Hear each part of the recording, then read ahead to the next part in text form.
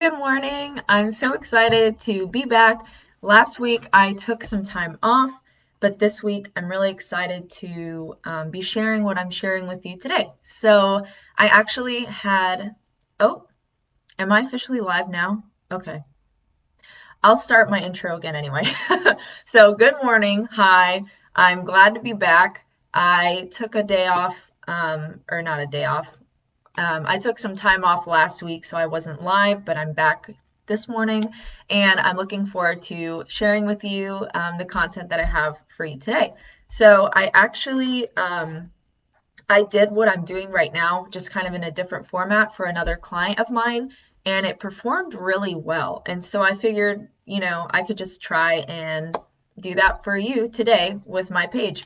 So today I'm going to be talking about tools that I recommend as a social media manager. And I know that some of the tools that I use, they may or may not be 100% relevant depending on how many platforms you're managing for your business page.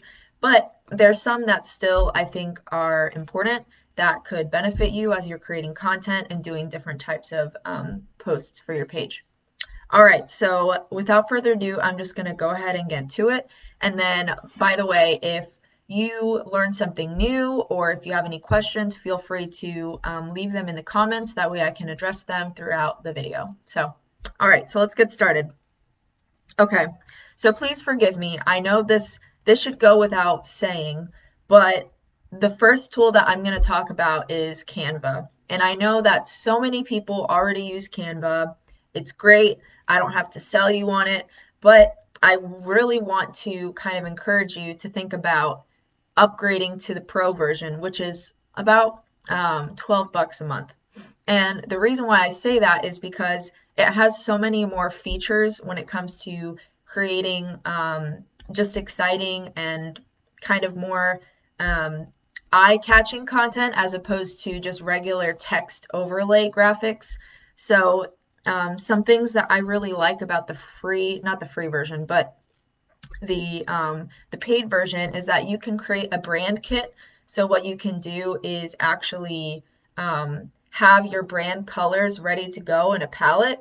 That way you can just you can refer to them whenever you need them, and you don't have to be constantly digging up your or colors or whatever. You already have your colors set in place.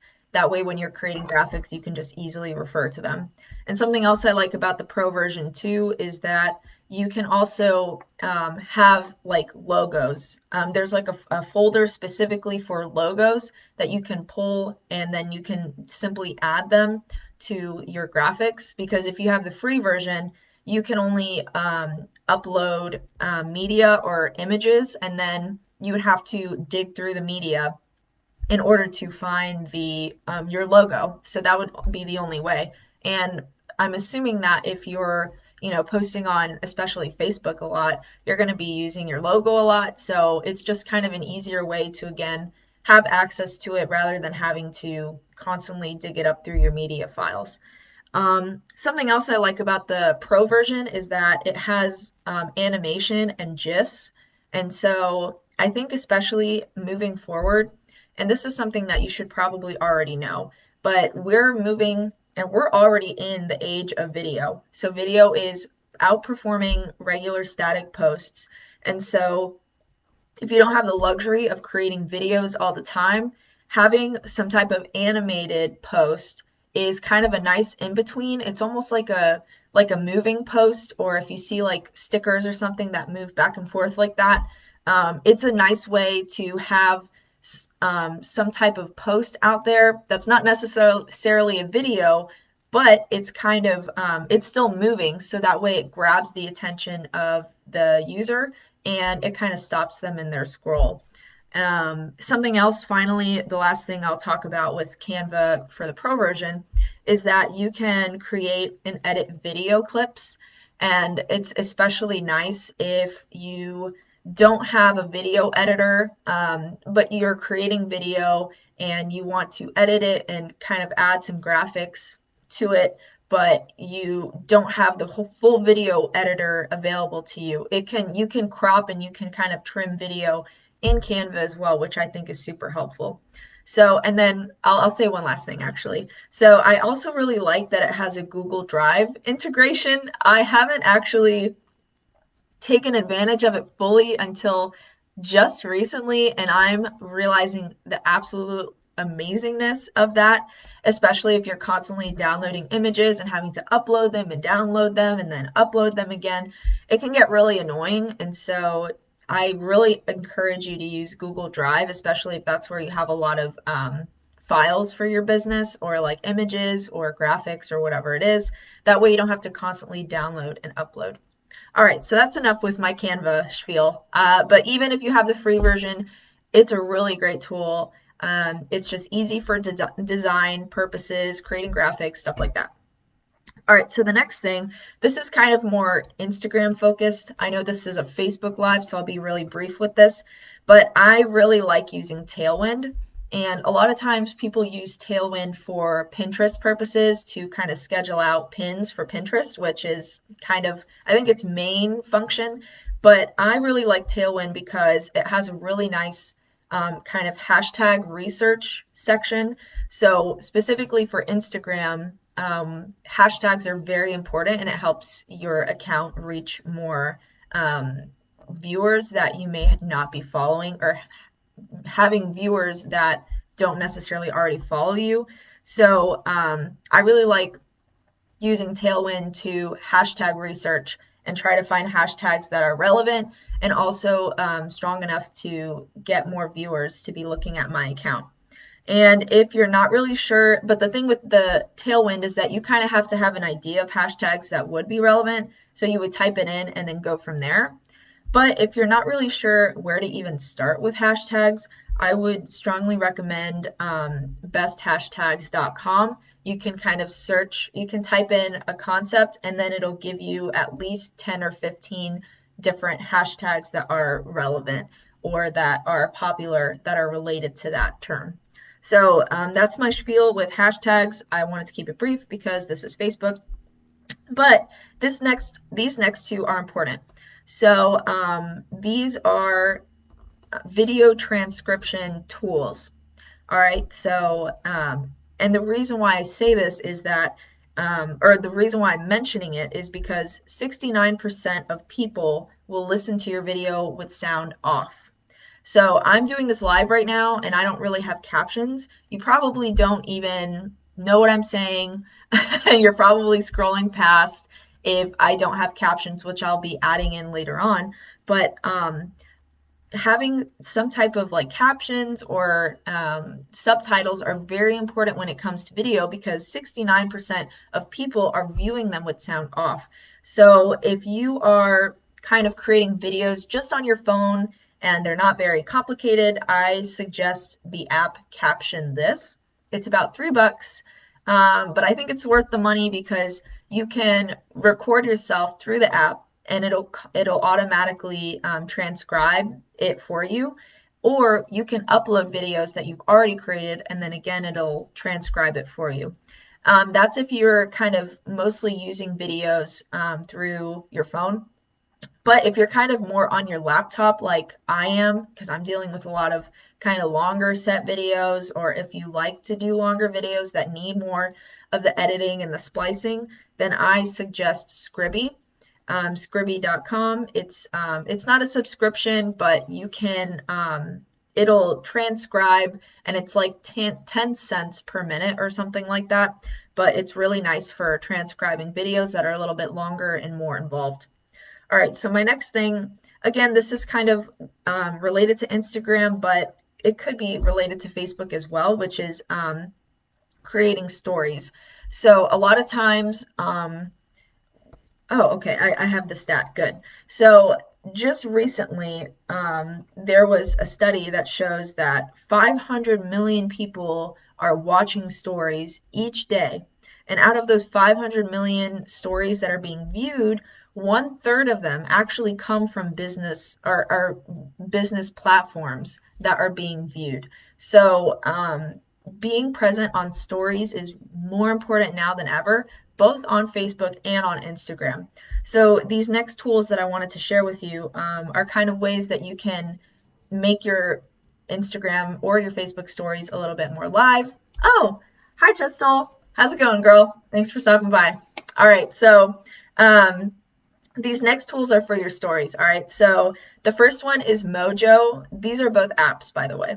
So the first one is Mojo. Mojo is a nice tool that you can use to create moving stories or like animated stories, and it's really just a plug and play, which is really nice. It's kind of limited, the free version, but you can still do a lot with the free version, which I really enjoy.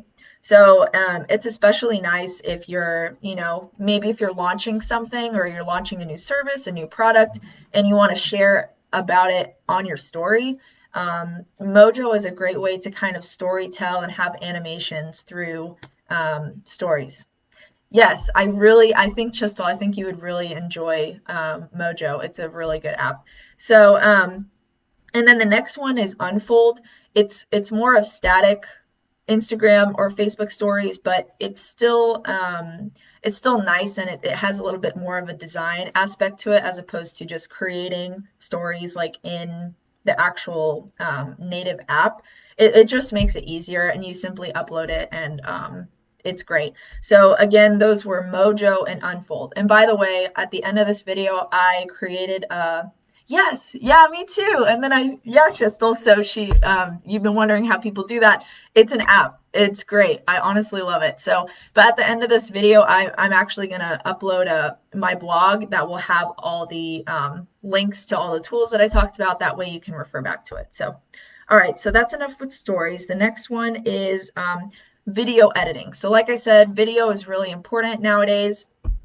We're not just moving towards it, we're already in the era of video. So when it comes to video editing, if you're mostly, again, doing simple videos on your phone, I really strongly suggest InShot. InShot is really easy to add audio clips, add music, add filters. You can also add subtitles here and there if you want. So it's really nice that way. And it's just for if you're doing it on your phone. So it is free. I think that there's a paid version if you want a little bit more, but you can honestly use the free version. I use the free version. So I suggest that for videos on your phone. If you are dealing with more heavy set videos that require a lot of splicing, oh, good.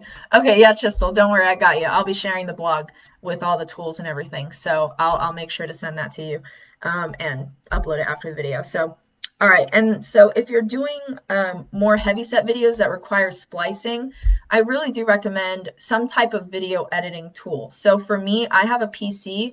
Not a lot of tools are great out there for PC, but I found Filmora 9. It's worked really well for me. It's very simple to the point, and and it has a nicer, newer kind of design and layout, which makes it easier because I know sometimes with PC, the video editors out there they look old. They look like they were made in the 2000s. So, but I really like Filmora. It's very straightforward and to the point. But if you have a Mac, then I suggest Final Cut. I think it's made for Mac, and so I just suggest that. But I think you could still use Filmora 9 if you have a Mac. But again, it would probably be best if you use Final Cut. I'm pretty sure Final Cut is paid. I would have to double check with that. All right, so again, that was for video editing, InShot for phone videos, and Filmora for more of heavy set videos on your laptop. All right, so those are kind of all the tools that I have. But I know a lot of times people will ask, like, what social media schedulers do you suggest or are you using?